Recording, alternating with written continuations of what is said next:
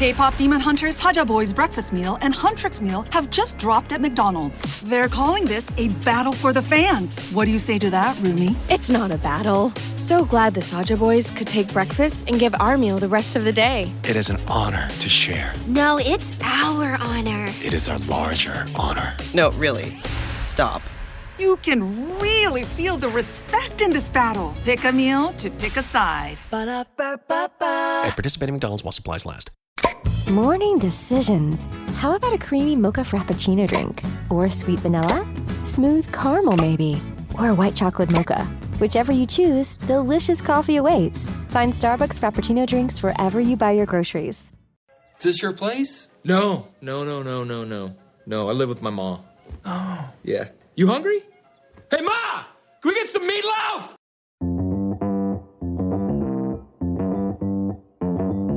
Live from the basement of the YouTube headquarters, it's the Stacking Benjamin Show.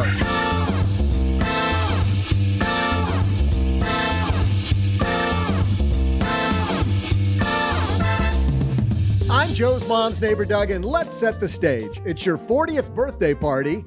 No retirement savings, no plan, just a vague memory of buying Dogecoin once and maybe a strong desire not to eat cat food at 75 years old. How would you begin to invest for retirement? We'll tackle the good, bad, and ugly on today's show. But that's not all. Halfway through this shindig, we'll roll out to our contributors another episode in our year-long trivia competition. And now a guy who's going to help you compete when it comes to setting up a great retirement portfolio. It's Joe Saul-Sehy. Hey, thanks, Doug. We're super happy that you're here with us, Stackers. Welcome to Friday. And man, we do have a great show today. Doug, so many times people wake up and go, oh, wait, I'm supposed to do what? There's this thing that's been like nagging at me. I can't remember what it is. In fact, it's funny when we talk about, and a lot of people start at 40. In fact, one of our guests was a late starter and has done incredibly well. You've heard her on the show before. We're going to get to her in a second, but let me show you the person who thought that he was about to have a bad day. And you and I know, Doug, it can get worse than what this person said. This is comedian Brian Regan. I think the worst day was the day the science project was due. Waking up that morning, that was fun, huh? Your head would pop off your pillow. Oh, no. Oh, no. That's due today. This is like the adult equivalent, I think, Doug, of that. Oh, no. Oh, no. I'm 40 years old. I've done nothing. It's the worst feeling in the world. And too many people have had that. A guy who helps people make sure they don't end up on the right foot. Everybody, I think, starts on a different foot, but Mr. OG is here across the card table from me. How are you, man? We make sure people don't end up on the right foot. We want them don't to end up on the wrong foot. Didn't I say the wrong foot? Oh, yeah, you said right foot. I hope I said. I was like, I mean, I guess left foot's okay too if you want to end up on that. If you end up on the left foot's very comfortable in the right shoe. Works for everybody. Were you the kid with the science project going, oh no, it's due today? No, I'm a firstborn, man. I'm a rule follower. I'm a people pleaser. I'm all those things wrapped up. Yeah, you are a people pleaser. We all know that. You almost pulled that off. Almost. I was the youngest, so I would wake up that day, have that feeling, and say, well, guess I'm sick today. And then I would start heating up the forehead, getting my nose all stuffed up to talk to mom. And a woman who actually, the woman who I referenced earlier, who started late is here. She is the co-host of the Catching Up to 5 podcast. She's the woman behind a great book about the fire movement, Fire for Dummies. Jackie Koski Cummings is here. How are you, Jackie? Hello, I am doing great. How are you guys? Were you the person with the science project and said, oh God, it's today? You know what? I wasn't, but I'm finding myself as an adult. It's almost tax time. I haven't even started. So I'm that person today. I like how Fire for Dummies is just kind of casually there behind you.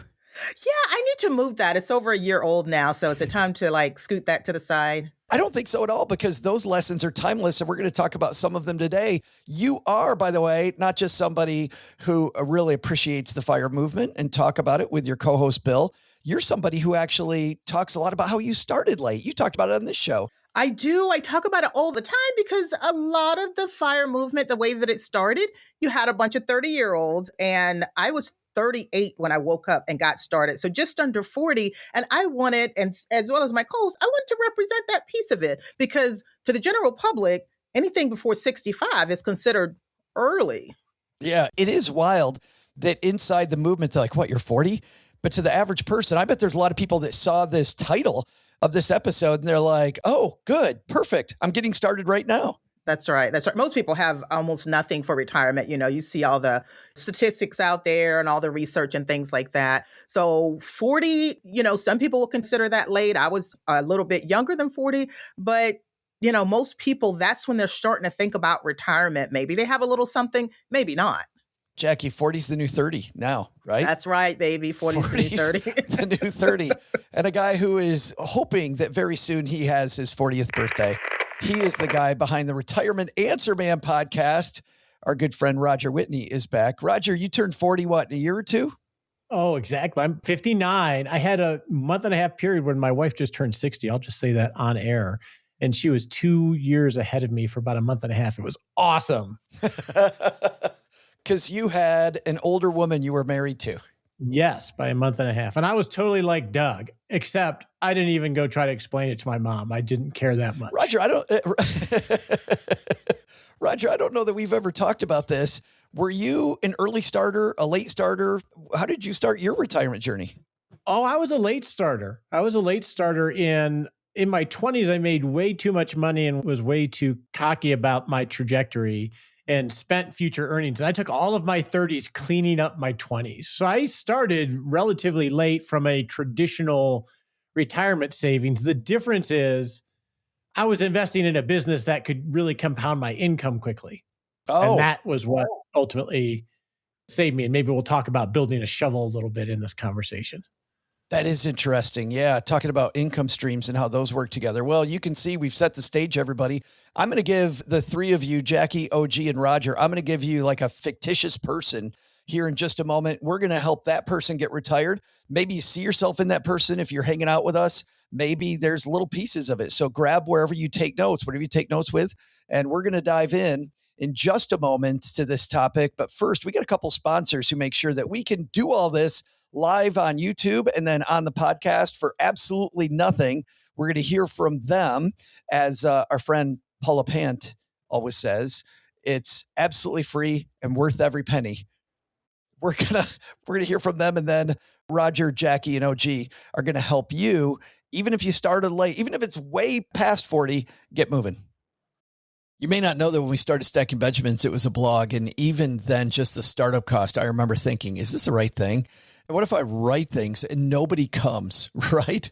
Well, luckily, that didn't end up happening. But starting something new isn't just hard. It's terrifying. There's so much work.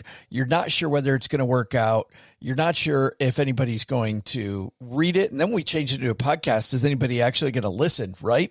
What if nobody wants all the stuff that we have? Well, had I used Shopify, it would have been even easier, because with their expertise, their helpful tools, and their easy to use platform, that's something that would have made Stacking Benjamins more effective much, much more quickly. Shopify is the commerce platform behind millions of businesses around the world and 10% of all e-commerce in the U.S. Names you've heard of like Heinz and Mattel, Shopify, Gymshark, Aviator Nation, Allbirds, also all Shopify. Get started with your own design studio with hundreds of ready-use templates. Shopify helps you build a beautiful online store that matches your brand style. And best yet, Shopify is your commerce expert with world-class expertise in everything from managing inventory to international shipping to processing returns and beyond. And did I mention that iconic purple Shop Pay button? It's used by millions of businesses around the world. It's why Shopify has the best converting checkout on the planet. It also helps boost conversions, meaning less carts going abandoned and more sales for you. So you're stacking Benjamins much more quickly. Time to turn those what ifs into with Shopify today. Sign up for your $1 per month trial today at shopify.com/SB. Go to shopify.com/SB. That's shopify.com/SB. Spring cleaning's made its way to my closet. This time of year always makes me rethink exactly what's in my closet. Really want to keep fewer things, but I also want to keep better ones. I want to feel confident, and to feel confident, looking the part's a big piece of that. So I want pieces that are well made and that are easy to wear all the time. And that's why I keep coming back to Quince. The fabrics feel elevated. The fits are thoughtful. Pricing actually makes sense. As I'm swapping out and I'm cutting, the few additions I'm making all come from Quince. Quince makes high quality everyday essentials using premium materials like 100% European linen. They're insanely soft, flow knit activewear fabric. Their men's linen pants and shirts are lightweight. They're breathable. They're comfortable. Basically the perfect layer for spring. The pants strike the right balance between laid back and refined. If you saw the video of me on stage at Retire Meet, those pants are from Quince. It was really cool. I came off stage and Christine Benz from Morningstar getting ready to go on behind me and said, love your pants. Not generally. I absolutely love them. I think they make me look put together without trying too hard. And they're flow knit activewear, moisture wicking, anti-odor, soft enough that you'll actually want to wear it all day. The best part is their prices. This is important, stackers. They are 50 to 60% less than similar brands. How? Quince works directly with ethical factories, cuts out the middlemen, so you're paying for quality, not brand markup. Everything's designed to last and make getting dressed easy, which is another thing I think we all want. I love those pants that I wore on stage. It's the cashmere sweater that every time I wear it, Cheryl goes, that is my favorite sweater on you. It looks great, feels great, and I don't have to have 50 things in my closet. So, like I am, refresh your wardrobe with Quince. Go to quince.com/SB for free shipping and 365-day returns. Now available in Canada, too. Go to QUINCE.com/SB for free shipping and 365-day returns. Quince.com/SB.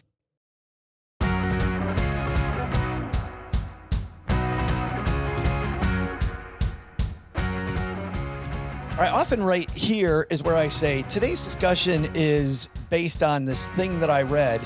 It was actually just a need that we get questions all the time. Jackie, on your show, you get questions all the time. Roger, on your show, you get questions all the time. Hey, I'm starting late. What do I do? And I'm like, what a perfect panel of people to dive into this topic. So let me give you just this person that I made up. This person, 40 years old, as I mentioned, wants to retire at age 65.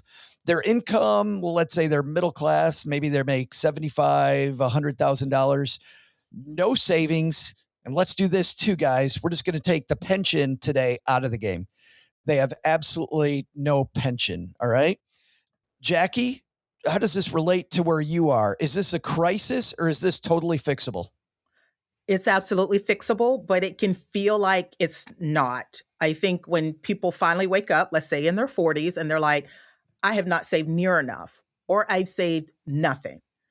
It feels like it is the end. But if you realize that you need to do something different, that could change the whole game. So it is definitely fixable. I was close to my 40s when I woke up. I had a little something, but felt like I didn't have much of anything. And it's usually because people don't know their numbers. And that's usually a great starting place. Just know how far behind you might be. Well, I don't put it like that. I don't put it like that. But I guess even before then, it's the psychological part. You know, give yourself a little grace. This stuff is not taught in schools. And if you didn't grow up around good role models where you were exposed to financial education, why would you know? Yeah. So when you do wake up and your coworkers all starting to talk about it, hey, I'm 5 years from retirement, 10 years away from retirement, you're thinking, oh my gosh. When you just pause for a moment, you start to realize, I know I haven't been doing everything right. You let that sink in, you give yourself a little grace, and then you start to say, okay. And it could be a while. It could be months. For me, it was almost 2 years before I realized that. And I actually started doing something. And you kind of need that time to figure out, okay, what have I been doing wrong? What have I been doing right? And how can I start to fix it? Sometimes I think people kind of rush immediately to give me the best portfolio. Give me the thing that I can get the biggest return, So that's the natural response. But if you take a moment and kind of digest it all, see where you're at, that makes all the difference. And then you can start heading in the right direction. I want to chat in a second about this sense of panic that people have. But Roger, you're already chatting it up with all our stackers hanging out on YouTube. Our friend B. Wayne says, after I described the scenario, said totally brutal scenario. You said not necessarily. This is very common. You see this all the time as well? Oh, it's crazy. It's totally common. You look at the statistics of 60-year-olds and how much they have for retirement. I don't have the number off the top of my head, but it's not much. Mm-hmm. And it's normal. Some of the areas of the scenarios, we don't know how much debt they have. A normal person would probably have debt as well as what you just described. But you have to start where you start. And I can hear it already in how we're talking about it, Joe, of how we frame it. Like B. Wayne, totally brutal scenario. They're so far behind. These framing, even the way we frame the problem can really influence how someone might address it. Just throw your hands up. Well, dang it then. I guess I don't have to worry about it. If you think of the science of hope, the science of hope has 3 pieces to it. You have to see a better future for yourself. You have to be able to identify agency where you can do something to get to that better self. And you have to find different pathways. And I think that's where someone needs to live when they have this aha moment. Otherwise, you're just going to put your head in the sand. Yeah. Oh, 100%. Well, I might as well do nothing. I'm screwed either way. Yeah, I think that's really common. Actually, I have a relative who did exactly that. They probably got to late 40s, early 50s in this same scenario and thought, you know what? I might as well have fun because I'm going to work till the day I die, and never made an attempt to get any roots or anything growing in there in a portfolio. So yeah, I think that's probably pretty common. How many times have those early retirees around us told us the tale of, they tell people that they've retired at X age and they hear must be nice, right? Must be nice. Jackie, Roger talked about debt. I think I remember when you and I chatted more deeply, and I'll link to it in our show notes at stackingbenjamins.com, our longer conversation about your whole journey. I think I remember you had debt, didn't you, at first when you were starting out? I did. I had just a little bit, but it was manageable. Even though I grew up poor, raised by a single dad with 6 kids, the one good lesson he did teach us, or that I took away, was that debt was bad. So I didn't have a lot of debt, but I did have student loans and I did have some credit card debt. Luckily, they were manageable. They didn't hold me behind. But the typical person probably does have a lot of debt, and that's a piece of the puzzle as well. That's why I say, you kind of need to pause and kind of look at where you're at. If you got a lot of debt, the numbers you're talking about. Yeah, that's the numbers. Yeah, all of those numbers. OG, Roger brought this up earlier. You hear this kind of sense of panic people have. Even the way I presented it, I might have done that a little on purpose, but I think this also clouds the way people invest. If they feel like at 40, I'm behind, they may get into some investments that might not be the right thing. I think that there's two great crimes in financial planning, and most people focus on the first one, which is what we're talking about today, which is undersaving. And it causes a whole series of dominoes to fall. And one of those is that sensation of being behind, and then that the next thing of like, I need to do something to catch up. That's the next phrase that happens. And the right way to catch up is by saving money and investing it appropriately and living within your means and stop digging a hole, in credit card debt. Like, those are the right ways to catch up. The wrong way to catch up is to jump on Reddit and go like, what is the hottest stock right now? Or, you see something on YouTube or something crazy about cryptocurrency and how come your crypto didn't go up 7,000%? And, you take these wild swings of bets when you have to remember the people who are having the success with that, or the people that are largely the people that are investing that way, have their security all taken care of. They're playing with their 5% money. Like, this is the sandbox money, not largely anyway, not the corpus of the portfolio, so to speak. I think the biggest message that I have for people, and people say, oh, it's a brutal scenario to wake up and be 40 and not have any saved, is it's fine. There is so much time. Like, we do not, as humans, understand the power of compounding. It is impossible for our brains to do. If you think for a second that you're screwed because you're 40 and you haven't saved anything, I think you've got a great opportunity. Look, you're not going to retire probably at 51. Maybe that's not going to be the case, but you can have a great retirement at 60 or 65 or 70. You just probably have to do things a little different. Roger, you just showed a graphic, which is great for the people that are live with us on YouTube, but for the audio listeners, they're not going to be able to get that. What's the graphic all about? Well, he mentioned compounding, and that's what we're talking about. If you think of someone that's age 40, they compounded certain types of behaviors to get to where they are now. And obviously, life throws you curveballs in every which way, but that's always going to happen. The issue that a 40-year-old or any of us have to deal with is how can I influence the scope of that compounding either positively or negatively? And a little bit of change now, if you keep doing what you've always done, you're probably going to be in the same place. But the key is, how do I change the trajectory of that compounding when it comes to money? And yeah, drastic is nice, but any improvement is, better than nothing. Jackie, I like your very thoughtful beginning. Think of where you're at. How did you get to this point? Where are you at? What's going on, with you mentally? And then I also then run the numbers. And really, it's almost like you're wearing a Masters shirt today. It's Masters weekend. So it's almost like a golfer setting up their shot. I don't golf myself, but the golfer just rolls up and whacks it. It's probably not good. I don't ever see pros do that. Let's though begin to get in action. Let's say it's time to take action. What is the first move? Not perfect plan, but I'm sure we're all going to have some candidates for what maybe the first move would be. What would yours be? I think my first move would be, of course, look at some important numbers. Okay, investing certainly is a part of it, but also if you work for a company, how much are you contributing? Some people may have stuck with the company match all of that time or might not have it at all. So can you start there? Most people start investing through their employer-sponsored plan. So if you have that, take advantage of that. So that's a fine place to start, is through your employer, putting money in the 401k. Yeah, or whatever your company-sponsored retirement plan is. If you don't have that, make sure you're looking at the debt. We talked about the debt a little bit, high interest debt. So I'm not necessarily talking about your mortgage, but if you've got, let's start with the worst of the worst, payday loan. Okay, if you got those need to be knocked out as soon as possible. They deserve focus.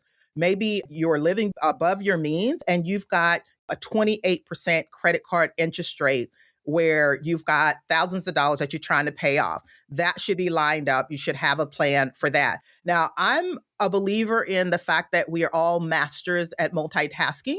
So you can invest and pay off your debt at the same time. It's just a matter of how much you go towards each. So as you pay the debt off, then maybe more should go towards the investing. The other thing, I really like people to tap into their superpowers. I mean, we have a tendency to focus on the negative things and the fact that we don't have compound growth and things like that. Well, and I guess another thing I like to mention is that we've been led to believe and convinced that the trajectory to retirement is about a 40-year time horizon. And why? That's because of pensions, right?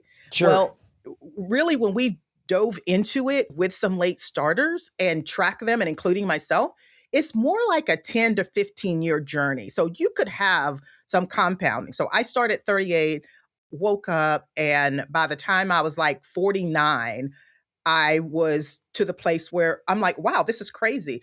But waking up and realizing that you're far behind, that's a hell of a motivator. Yeah. So you get motivated and you are going to surprise yourself with how fast you move. So looking at a 10 to 15-year trajectory, that changes your mindset right away. So that can help. But find your superpower. When you get a little bit older, let's say you're in your 50s now, you are kind of through that bottleneck. And when I say bottleneck, little kids and expensive daycare, okay? You just got the big house, you just graduated, you got student loans, you got a bunch of debt. All those things are squeezing at you at one time.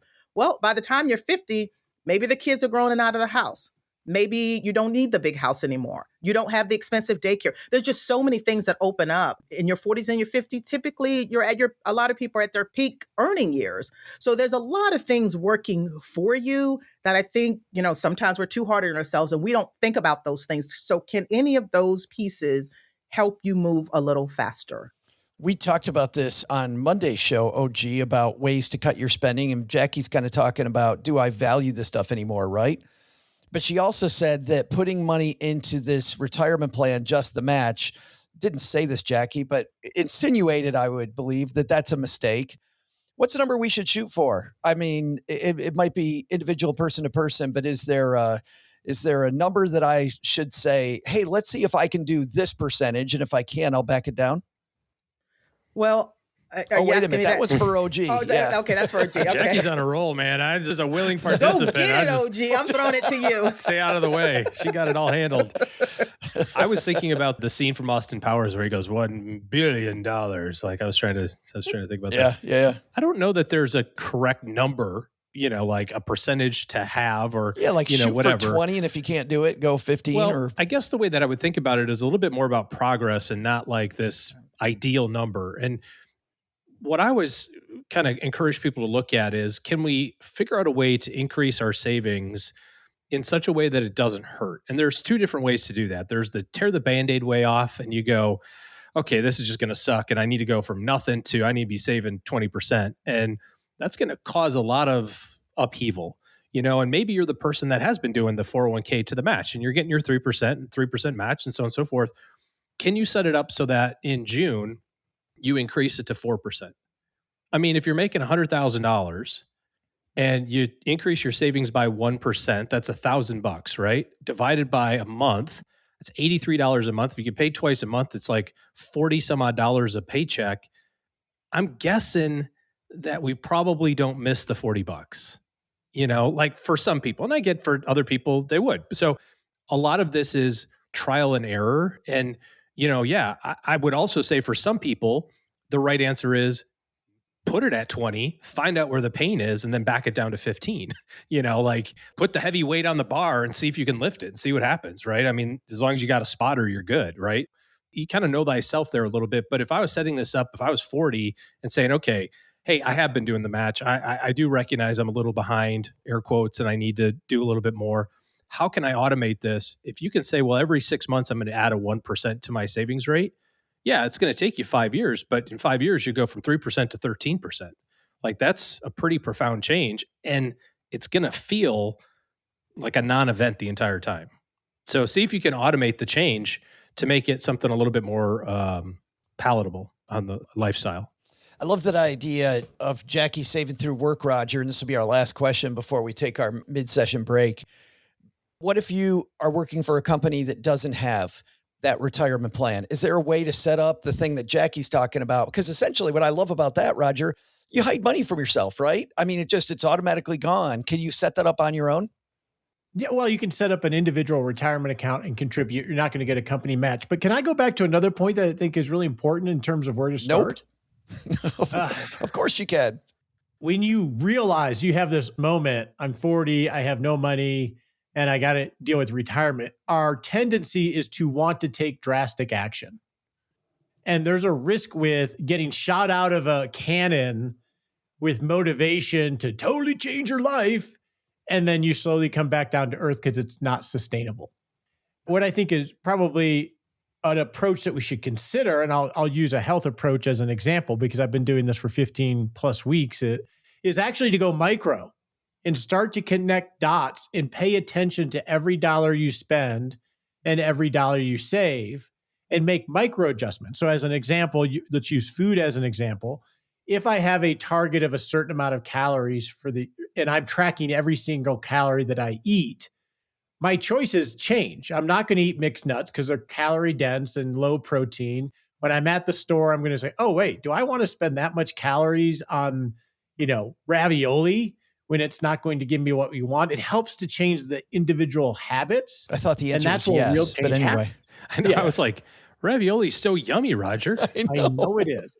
But until we start connecting those dots, then because you don't diet, you get healthier. You don't become a crazy saver. You become a better spender and saver of money. And those happens in the micro moments. And I think if you don't connect those dots, there's a risk of going out of the cannon and then slowly coming back down to what normal is. I love that. Looking at every line item and going, how much do I actually enjoy this? It's almost like, Roger, you're putting, who was that? Marie Kondo on this. Every single thing, go through your banking app and go, does this spark joy? And if it doesn't spark joy, then get rid of it and add it to that IRA or that 401k. And because that sustainability of whatever changes you're going to make is the most important thing, because otherwise, it doesn't work, I give up and I'm going back to what was. Well, and I think that's also a key is you're going to fall off the horse, get back on. I mean, you're going to fall off. It's just going to happen. At the halfway point of our Friday shows, if you're brand new to Stacking Benjamins, we have this year-long, completely professional, very high stakes tournament going on all year long between our three frequent contributors, OG Paula Pant from Afford Anything and Jesse Kramer. And so just to make it easy for me as the host, we'll have Jackie, you're going to be Team Paula today. And then Roger, you'll be Team Jesse, which means, guys, there's some good news and bad news for both of you. I think, Doug, well, Jackie, let's ask you. Do you want the good news or the bad news first? Always bad news first. Doug, what's the bad news? The bad news is you are sitting squarely, firmly, uncontestedly in last place. And the score overall is bad news for Roger.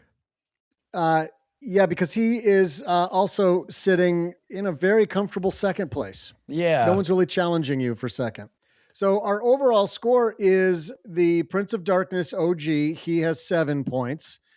Jesse/Roger has 2 points. And Paula, Jackie clinging to life with just 1 point. But they're on the board, finally. It took until a couple weeks ago to actually get on the board, which was super exciting. So now the stage is set for Q2, and that means we need a trivia question. Doug, you've got it, man. What are we talking about today? Did we explain that means that because Jackie's in last place, that she gets to go last and get the benefit of hearing everybody else's guesses ahead of hers? That does mean, Jackie, thank you, that you're going last. Roger, you'll go in the middle, and OG, because he's in the lead, is going to have to guess first. So here we go, Doug. I won't explain margin calls to everyone. If you're new to this show, we have a thing called margin calls. There will be none today because we have 2 guests on the show. So no need for that. There will be none. So let's do some trivia. Here we go. Hey there, stackers. I'm Joe's mom's neighbor, Doug, and holy cow, I'm going bananas over here. Remember how on that one show there was always money in the banana stand? Heck yeah. While that might have been fiction, turns out it really occurred. Back in London one day, Londonians, Londonaires, Londonites, London Drapers. Anyway, people who live there, they woke up and found a banana stand smack dab in the middle of town. Here's your big question for today. What year did London first go bananas for bananas? I'll be back right after I find out if maybe I can smuggle?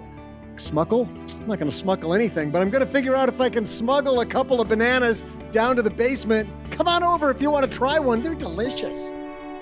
Bananas are delicious. And Roger, to your point, they're healthy, right? Got all that potassium. Potassium. Yes. All right, OG. Bananas first appeared in London for sale in what year? Okay, I was going to ask a little bit of a clarifying question in a banana stand being like a gimmick thing or like literally the first time somebody saw a banana in London. It literally was the first time a banana was for sale. Yeah, so in this London. this is more like the 1970s, not the 1990s. Okay. Right. It might have been 83. Ooh, 83. I hadn't thought about the 80s. All right. So I am going to say that a banana first appeared. Interestingly enough, I actually know this because it was a monkey who brought it. So they brought the monkey carried a banana. So they beat up the monkey and took the banana. It's a weird story, but it's a part where Doug didn't want to do that part of the story. But it had to do with smuggling monkeys from the rainforest. And the first person to do that was Ponce de Leon. Old Ponce did that in the year of our Famous Lord. Londoner. Yeah. Well, he made a pit stop on his way back to Spain. What are you talking about? Ponce de Leon. He was from the south side of London. No, he was from Spain, but he played both sides of the Remember how, alley. Jackie, backstage, I told you we pontificate about the answers? No, this isn't pontificating. This is how it went down. But anyway, old Ponce, that's what we called As him. they called him. He captured that Peruvian monkey and all the bananas in sometime around the same time that Columbus sailed the ocean blue. So 1505. 1505. What do you think about that answer, Roger? I don't know what he was talking about. But I love that he talks with confidence. Yes. I love that he talks with confidence. I'm not going to pontificate as OG did. But I was spending the whole time. Did bananas come from South America, Africa, both places? I was still working on where the hell a banana comes from. I actually don't know where the bananas originally came from in London. I didn't look up that part of the trivia. That is interesting. Walmart. I know. I'm going to say that it was from Africa, not South America. And obviously it had to do with colonialism and all of that. But I'm going to go earlier. When did they have the first sail ships? I need to figure this out. Magna Carta. I'm going to go 1476. 1476. So, Jackie, we've got 1505 and 1476. We're several hundred years ago, and there's only a 31-year delta between their answers. Look, I was never the best in history, but I feel like I need to phone a friend. But I'm thinking logically. So we're saying in the UK, right? Did you say the UK? Yep. In London. Okay, in London. Yeah, not London, Ontario. To be clear. Correct. Okay, so when I don't know the answer to something, I just try to apply the logic of what I do know, just like I did on the CFP exam. Okay, so I'm thinking about transportation things, because if they couldn't grow it in the UK, they had to bring it over here. So I'm thinking more recent. So I'm going to go with, for my gaming strategy, I'll say 1550. 1550. Because it's closer to what OG said, but I feel like it was more recent than that. So I'll go up just a little bit. We boxed you in, OG. We boxed you in, buddy. We've got Roger at 1476, OG at 1505, Jackie at 1550. We'll see who's right. We'll be back. Dell PCs with Intel Inside are built for the moments you plan and the ones you don't. They're for those all-night study sessions, the moment you're working from a cafe and realize every outlet's taken, the times you're deep in your flow and can't be interrupted by an auto update. That's why Dell builds tech that adapts to you. Built with long-lasting batteries so you're not scrambling for an outlet, and built-in intelligence that makes updates around your schedule, not in the middle of it. Find technology built for the way you work at Dell.com/Dell PCs. Built for you. Insurance isn't one size fits all. That's why drivers have enjoyed Progressive's Name Your Price tool for years now. With the Name Your Price tool, you tell them what you want to pay, and they'll show you options that fit your budget. So whether you're picking out your first policy or just looking for something that works better for you and your family, they make it easy to see your options. Visit Progressive.com. Find a rate that works for you with the Name Your Price tool. Progressive Casualty Insurance Company and Affiliates. Price and coverage match limited by state law. Unlike other AI, Slackbot lives in Slack. It understands you, your team, and your work, so you can ask it for help with anything. Can I ask it to summarize client feedback? Yes. Can I ask it to find time for a meeting? Absolutely. Can I ask it to turn our meeting notes into a launch plan? Sure. Can I ask it to call me the boss? Actually, you can. The balls. See how Slackbot can turn you into the balls at slack.com/meet-slackbot. OG began at 1505. Feel pretty confident about that number? No. Roger, 1476. You've got, if it is 1200, you got it. I got it. I know I got it. What on earth? We got the Romans that came over to London. You know, they had monkeys. They probably went to Africa or wherever beforehand. I think I'm good. Oh, well, that one completely threw me off. No, he was saying if it is, it's not. And then Jackie, you got 1550. Feeling good? No. Oh, I thought you said Roger's answer was right. No. Or the closest. Oh, it wasn't. No, he will say that, Jackie, in a moment. Okay, gotcha. We're about to find out. Andrea hanging out with us says, OG, it's called a handicap. You ever play golf? It's a handicap. That's right. We talked about golf today. Yep. All right. Doug, you got the answer. Who's bringing this one home? Hey there, stackers. I'm Banana Lover and guy who accidentally made it awkward again. Joe's mom's neighbor, Doug. So I sneak upstairs to grab a banana, and I heard Joe's mom's coming around the corner. So just as I reached for the fruit basket, well, I panicked, and I just shoved it in my pants. She took one look at me and said, "Is that a banana in your pants?" You know how you can never think of the clever thing to say, like right when you need to say it? all I could think of at that moment was, thank you. So I went with that. Turns out that was not the best answer I could have said. So we're just going to move on. What year did Londoners wake up to a banana stand that was making whatever they called their version of Benjamin's right downtown for the first time? Well, the answer is 157 years after Roger guessed, 128 years after OG guessed, and just 83 years after Jackie guessed, because the correct answer is 1633, making Jackie/Paula our winner. It's amazing. Hey, how about that? Hey, look at that. Paula, you owe me one. Yay. Yes, she does. I thought their dates was just too far back. So I went with 18. I was going to go with 1800. No matter what, I would have won, right? No matter what, you would have won. Yeah. But what's interesting here is that of how long it took a plantain to make it to London, because they actually originated, Roger, you were pretty much half the globe away. They originated in Southeast Asia and were sort of domesticated, as it were. 'Cause apparently they were wild and uncontrollable prior to this. 5,000 BC. So they look pretty different than what the bananas look like today, but nonetheless, people were using them as a crop 5,000 years BC. And didn't make it to London until 1633. How do you fact check that?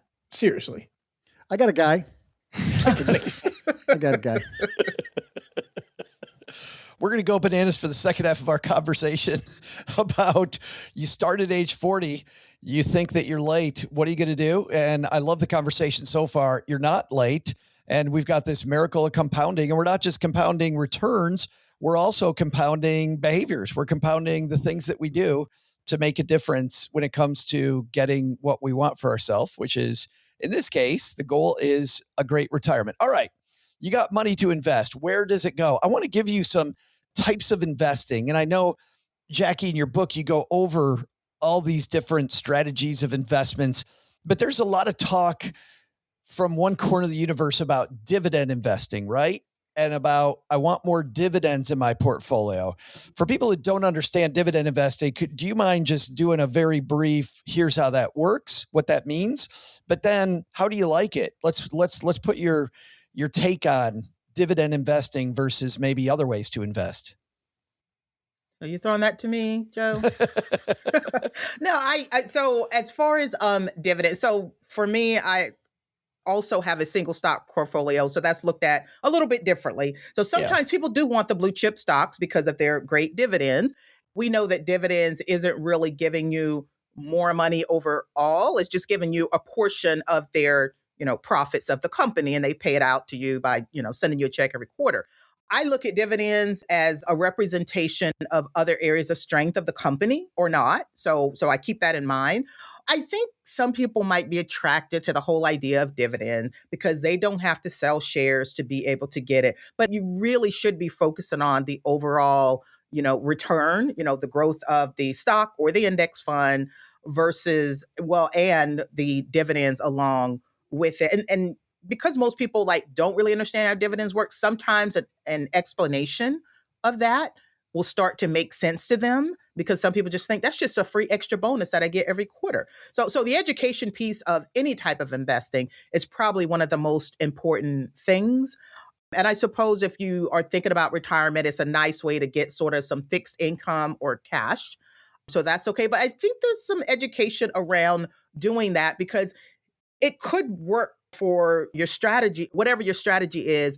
Dividends might have a place for that. I just don't immediately discount it as in, oh yeah, dividends create that's really nothing. You shouldn't be focused on that. I want to talk them through and walk them through. Here's, some benefits, some ways you can use it and things like that. But, it's really not getting them much more it could be a piece of the puzzle.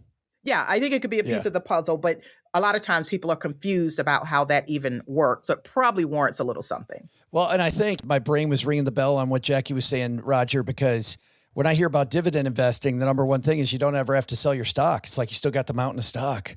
And now I'm just taking the dividends, right? Is there a flaw in that argument? Well, the mountain of stock never really grows as much because dividends are simply profits that are given back to the shareholders, meaning that they didn't have anything else better to do with the money in terms of reinvesting it in the company.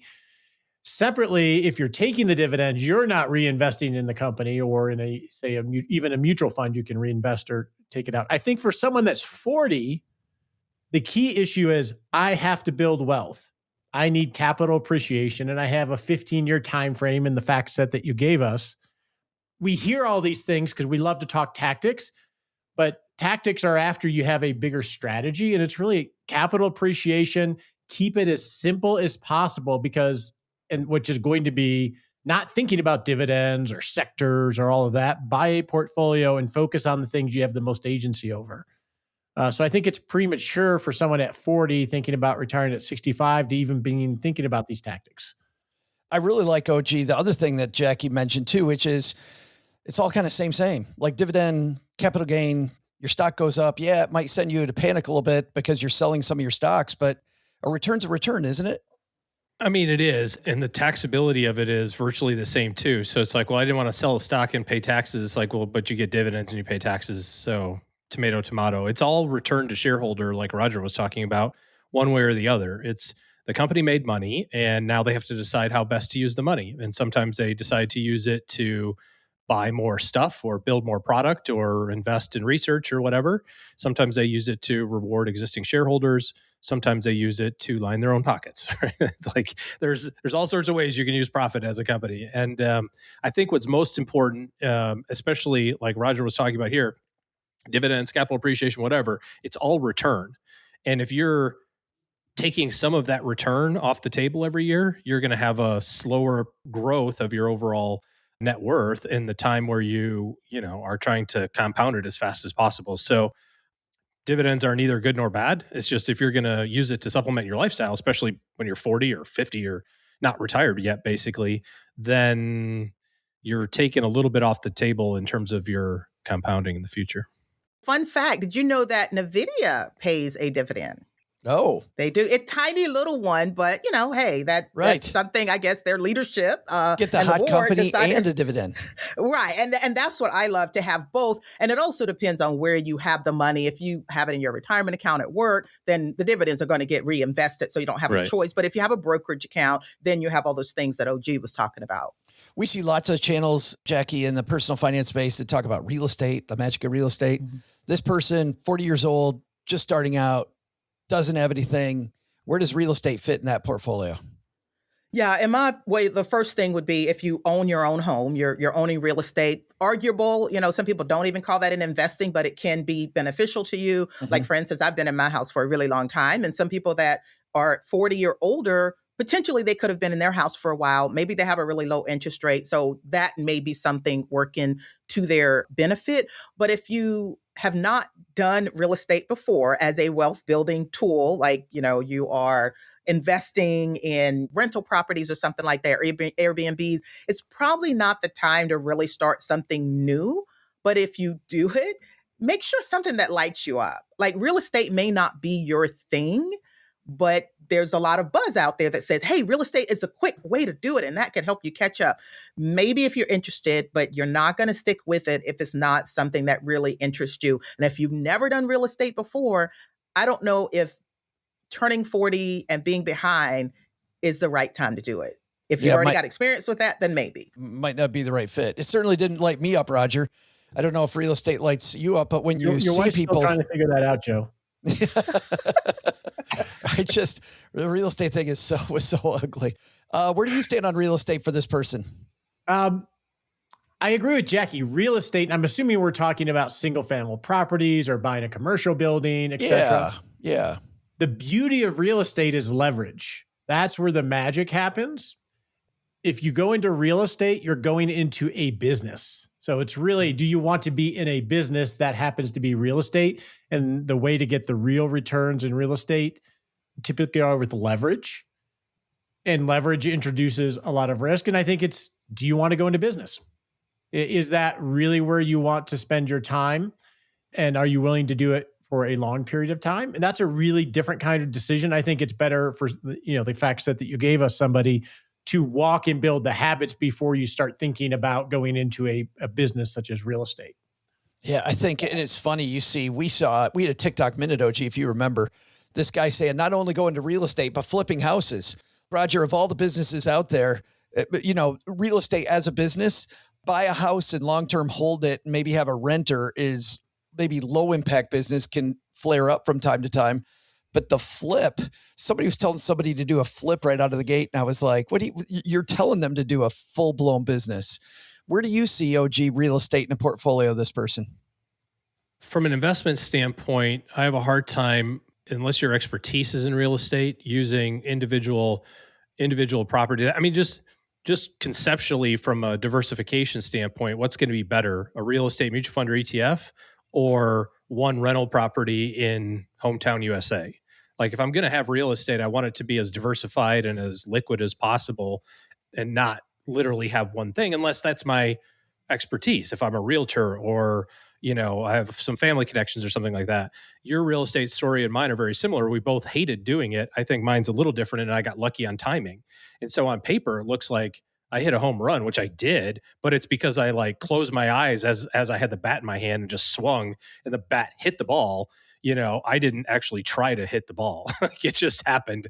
And it looked like it was like this magical outcome. And I think it's true, what Roger said about leverage. And this is really the thing that to me puts the nail in the coffin about individual real estate investing, because the return only works when you use leverage. Like you have to put $100,000 down to buy a $500,000 property. That's how that works. And when that $500,000 property goes up 10%, you made 50 grand on your 100. And that looks like you're a genius. I would submit to you, you can do the same thing with your stock account. You can call Schwab and say, hey, I've got $100,000. You guys let me buy $500,000 worth of stock? They'll go, yeah, absolutely. Sure. And nobody does that because, that's risky. Wait a second. What's riskier? The biggest, most well-run, most well-capitalized companies in the entire universe or property in hometown USA? And to be clear, that's not an endorsement of taking out the margin. I'm not saying you should do that. I'm just saying, like, to me, that's the trait. When you do the math on both of those, you go, well, I would never do that. I'll go, well, why would you do it this way then if you're going to, do it that way? And that's a great point, OG. And you're adding a lot more execution risk of vacancies and repairs and all the other stuff that comes with it. You would never do that with your stock account, right? You'd never take $1 million brokerage account and go buy $5 million of stock on margin at 7% and go, it's just leverage. It's great. But we do it with commercial property all day long. I like real estate as an investment, publicly held, very liquid, diversified as an ETF or mutual fund. Well, and let's talk about that because, Jackie, you're nodding your head. Like, there's this wide world of investments. We said dividends only, probably not, even though you're going to read about that a lot. You're also going to read as a newbie. You're going to see people getting rich off real estate. We just said, yeah, it can be great, but probably not a place to start. If I'm this 40-year-old person and I got this wide world of investments, what types of investments, maybe even what type of packaging am I looking at first to start to get comfortable with where I'm probably more likely to invest? Yeah, I think for most people, it's back to the employer-sponsored retirement plan, just like an index fund. And I think just a little bit of education around how the stock market performs. I guess the bond market as well, but mostly the stock market. For instance, the stock market will have years where it goes down. No need to take all your money out. No need to panic sell or anything like that. Look at market history. I've gone all the way back to 60 years, even further. But on average, the stock market is up about 80% of the time. That will help keep you from selling when we have 2 or 3 weeks or a couple of months or even a year of a down market, even if it's a sharp decline like it is right now. We're in, near the first quarter of 2026. So I think that is something that happens more often than not. They want to go real aggressive. All stocks, I want the thing that's going to grow the most. And then when we hit a downturn, it's like, oh my gosh, this is too crazy. And they start to understand their real risk tolerance. So that would be where I would look at it. Know how stocks behave. Stock index funds are very common now. They're very easy. They're very low cost. So that's probably the low-hanging fruit for most people. But make sure you understand how that performs and that a market downturn is a normal part of the cycle. Roger, all these places to look at. Jackie says this index fund is a great thing to look at first. Do you agree? And if so, what's the attractiveness for you of starting to dig into index funds and begin your research there? you want to do as little as possible, because the more you make it something you have to think about, like real estate, the more you have a chance of screwing it up, and the more complicated the system is. One is, I want to go to your point a little bit earlier related to this, Joe, is, this 40-year-old, oh my goodness, I have no savings. You're like a person that's dead in the water, feeling like they're just trying to keep their head above, and now they want to swim a direction. And it's easy when you're in that mental state to grab for the easy button. The risk is becoming more susceptible to, go on the internet. You find it all over the place. Everybody has a strategy, real estate millionaires and people sitting outside in front of their Rolls Royces. You could potentially be a sucker for a lot of these things that are just really bad for you, because it's the boring stuff that is the right stuff to do. That actually is funny, Roger, because as you're talking, I'm going back through the three things we talked about. If we go with the index fund, guys, it's okay. Do you have dividends? Jackie, to your point earlier about NVIDIA and some of these companies, Coca-Cola, whatever, you're like, yeah, you got some of that. It's not all, but yeah, you got some. And then real estate. Yeah, all these companies own some real estate. Maybe not all of them, but a bunch of them. Yeah, you got a little bit of real estate. Yeah. So Roger, you're saying it's not the winner to research first because you're going to win. It's because you're less likely to lose. Is that what you're saying? I'm saying that you should keep it really simple. I do think just invest in the current of the economy. And that's essentially what, the economy is, this current. It has a current that is going to growth, and there are rapids periodically of bear markets and corrections. And that's the price for being on the river. For this 40-year-old, build the habit of saving in the most efficient way. And you want to be on Tom Sawyer's raft in the river, something that costs not much to build. You don't have to think about navigating it. You're just trusting that every now and then you're going to get wet when you hit the rapids, but because you have the proper time frame, you can grow with it. And I think the simpler you make it, the better at this stage. But it's funny, in the comments today, man, Dividend Gypsy hanging out with us says, hey, but to play devil's advocate, historically, OG, don't companies that grow dividends annually have a greater total return than non-dividend payers? You could not only get dividends, but also be in the hottest stocks. Well, I think it's just cherry picking data. It depends on how you analyze it. I mean, is the dividend paying the reason for the high long-term performance, or is the fact that most dividend payers are companies that have been around 25 years and, those are backward-looking statistics. I don't think you can look at a stock today and say, "Oh, NVIDIA is a bad example because it is kicking everyone's ass." But this company pays a dividend, therefore it's going to outperform. There might be a trend of over the last 30 years or 50 years, if a company historically raises its dividend, it also has outperformed. But why did it do that? It did that because it was a great business that created a lot of value for a lot of people. The problem is that you don't know what those great businesses are that are providing a lot of value for a lot of people in advance. And also, I would say you don't know, because they've been a great business that provided a lot of great value for a lot of people for the last 20 years, that there's any indication that they're going to do that for the next 20 years. There's no statistical evidence of the persistence of performance. So I think the best solution to that is, yeah, you probably will have some dividend payers in your portfolio, but you should also have some non-dividend payers in your portfolio, and big and small and international and, US based, and like a wide variety of basically all the companies in existence, because then you get everything all the time. Like, it's the easiest way to do it. Roger said something about being on a raft with Tom Sawyer. I didn't really follow that, but at the end of the day, it's like, just own one of everything. It takes all the guesswork out of this. Well, I think the key here, Joe, is, we go back to agency. If you're 40 years old, do you want to spend your mental energy thinking about investment strategies, or more important things that are like levers that can really impact your life? So a lot of this is just simply time management. And that's important, Roger, because what do you need to really do? I mean, you need to grow your income. If you really feel like you're behind, the cool thing to do is to grow your income. If you can grow your income and save more of that income, then that's great. Because Jackie, as I thought through, you started this cavalcade of Roger and OG saying, yes, I believe, looking at the index fund, what you're really saying is that your savings rate and a decent sale beat some complex investment strategy. Yeah, it's so true. I love to show that chart. One column, it'll show your savings rate. And another column, how many years with that savings rate will it take you to get to financial independence? And that becomes very powerful. So if you only want to save 10%, then that's probably going to take you about 40 years. If you want to say 30%, then that might shave it down to 20 years. And some people that are 40, it doesn't mean that the income was their problem. It could be higher income earners. As you know, my co-host, Bill Yount, he's a physician and his wife is a doctor as well. So their problem was not income. It was other things like spending everything, more money, more problems. So they just life today in the way. Yeah, exactly. So they still was living paycheck to paycheck, living a big life.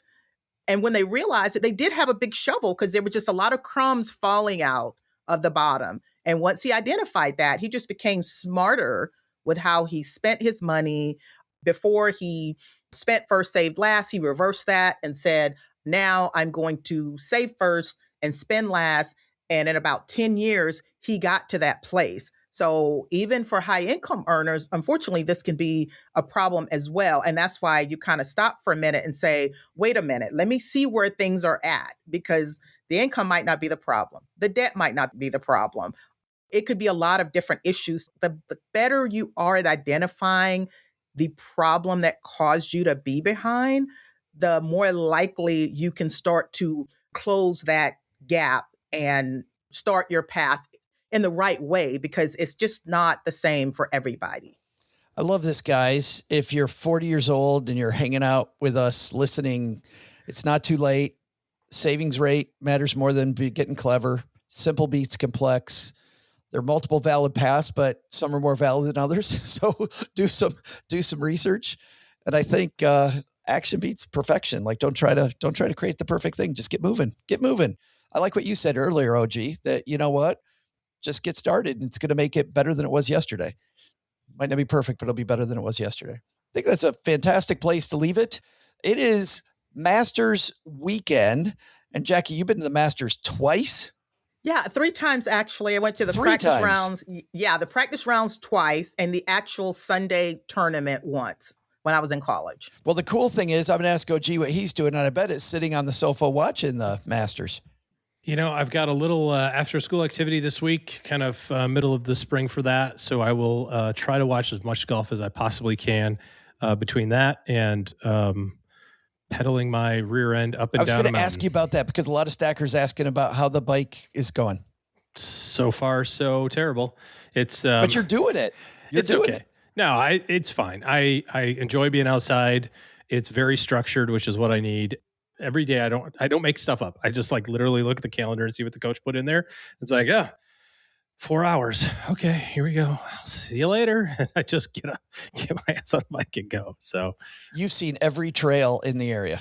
Yeah. Trail, road. I'm going to start going to Roger's house pretty soon. I was going to say, you need to come up for some altitude training, he's buddy. in the mountains and I'm going to go. He didn't invite me and he doesn't know it's coming, but I'm going to show up one day with my hat in hand and a bicycle and be like, Roger, can you ride your bike with me, please? From here to there might take longer than 4 hours, but get some climbing in. Spoiler. Yeah.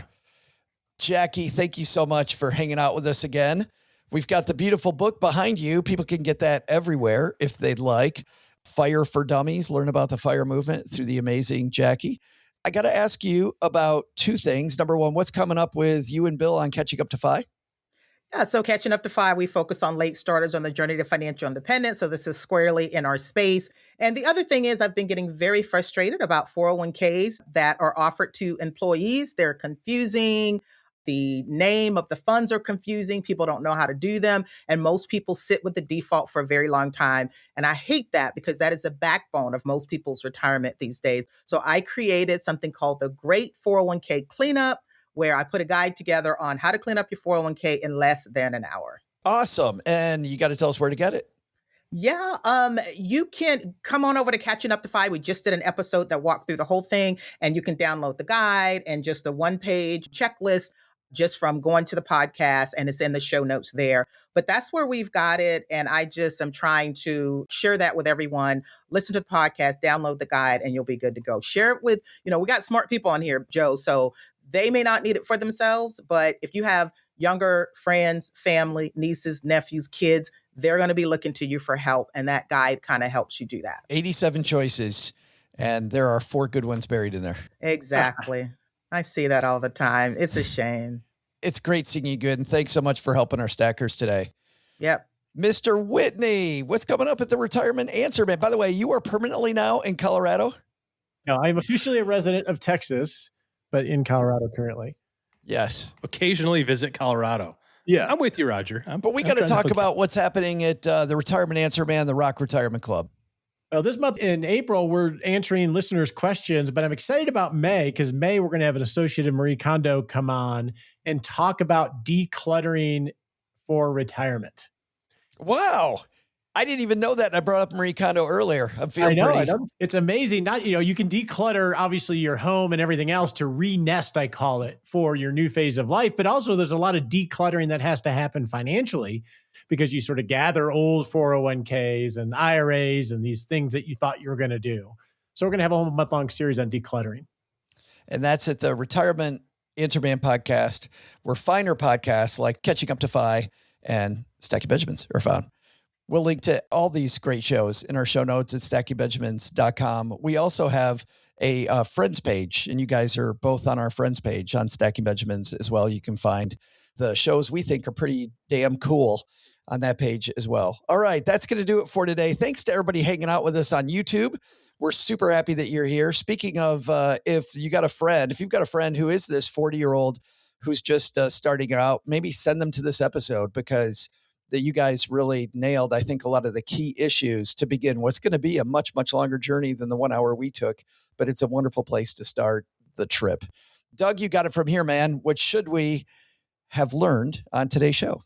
Well, Joe, first, take some advice from Jackie. No matter how late you are saving for retirement, you're never too late to start. Start slow, start simple, and before you know it, the power of compounding will make a bigger difference than you'd ever believe. Second, don't forget what Roger said. When you're trying to get up to speed, don't put all your eggs in one basket looking for the silver bullet that's going to hit a home run. You've got to diversify. But the big lesson, don't rely on some pile of hidden money suddenly showing up at the last minute. Turns out there isn't always money in the banana stand. Thanks to Roger Whitney for joining us today. Want to learn more about Roger? Just Google Retirement Answer Man or head to rogerwhitney.com. We'll also include links in our show notes at stackingbenjamins.com. Thanks to Jackie Cummings Koski for hanging out with us today. Check out her book, Fire for Dummies, or her incredible podcast, Catching Up to Fi, wherever you listen to the finest podcasts. And finally, thanks also to OG for joining us. Looking for good financial planning help? Head to stackingbenjamins.com/OG for his calendar. This show is the property of SB Podcast, LLC, copyright 2026, and is created by Joe Saul-Sehy High.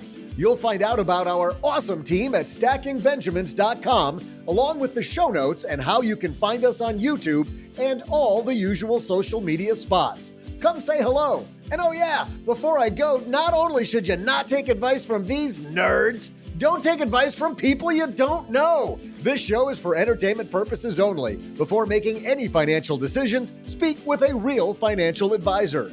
I'm Joe's mom's neighbor, Doug, and we'll see you next time back here at the Stacking Benjamin Show.